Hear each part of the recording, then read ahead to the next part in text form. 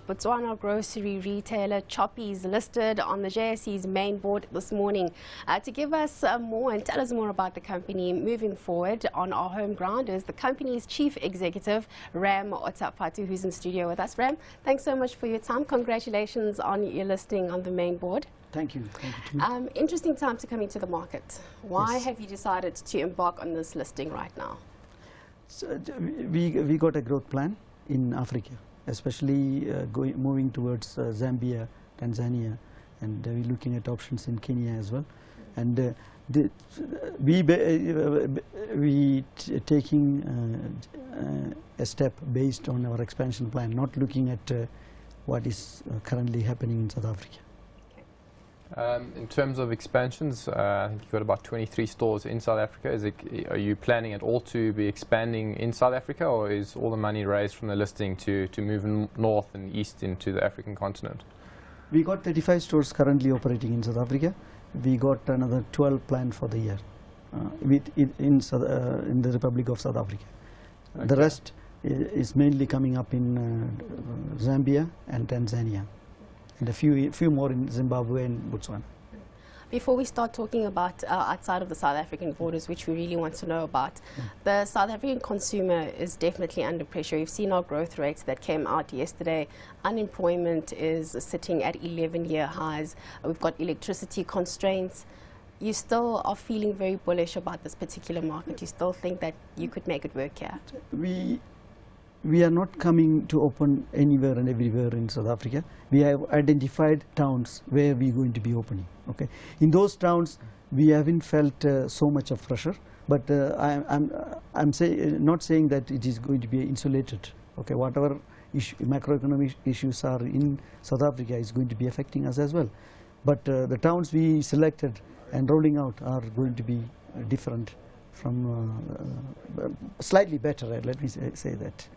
Different how? You say they're going to be different or slightly better? Just it's not those mining towns or industrialized towns. We mainly into the border towns between Botswana and South Africa, in the provinces of Limpopo, Mpumalanga, and part of Free State. And in terms of growing market share, do you find that there's any brand loyalty, or is it more about the retailer that can offer the best price and then service closely followed behind that? There is brand loyalty, but at the same time, if you look at the total value proposition, if you look at your pricing, your convenience, your quality, it's a combination of every factors. Once you offer that, and your value proposition is acceptable, I think there are potential to operate more retail stores in South Africa. Moving into the east of the continent, how are you planning on moving in? Will you be in partnership with some of the main known brands, as Michael was talking about brand loyalty? Kenyans, for example, are known for brand loyalty. So how are you moving in? Those markets will have a strong local partner. Okay. And in Kenya, we're looking at smaller acquisition opportunities, which we're pursuing vigorously at the moment. Any time frames as to when we can expect you to see you in those markets? It should be in the near future. Let me put it in the next 3 months' time. Okay. I don't have any other questions.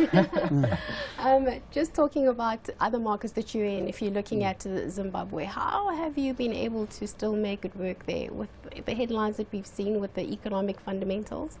Zimbabwean consumers are under pressure, but there is parallel flows in operating in Zimbabwe, which we don't see it in statistics. So being a lower end market operator, we never felt that much pressure at the bottom of the pyramid. But there are pressures at the top of the economy, yes. You have a listing on the Botswana Stock Exchange. Yes. This is another one here on the Johannesburg Stock Exchange. I think you know where I'm going with this one. Yes. You're moving into the east of the continent. I spoke to my colleague earlier on, Bonnie Tunya, about possibly a listing on the Nairobi Stock Exchange. I don't have any mandate to talk about that at the moment. And doing business on the African continent, I mean, you're in Southern Africa, you're moving east. Can we see you moving west? And, you know, how hard is it to operate on this very big continent of ours? There are challenges in every market. Even if you talk about Southern Africa itself, there are challenges localized in every market. Without challenge, you can't make money.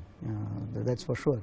So we need to. That's why we get better profit for overcoming those challenges. I think we must be optimistic about it, and we must have a plan in place to move on. We don't have any. Currently, we don't have any plans beyond Southern Africa. I'm not saying that you'll never see us anywhere else other than the markets we mentioned just now.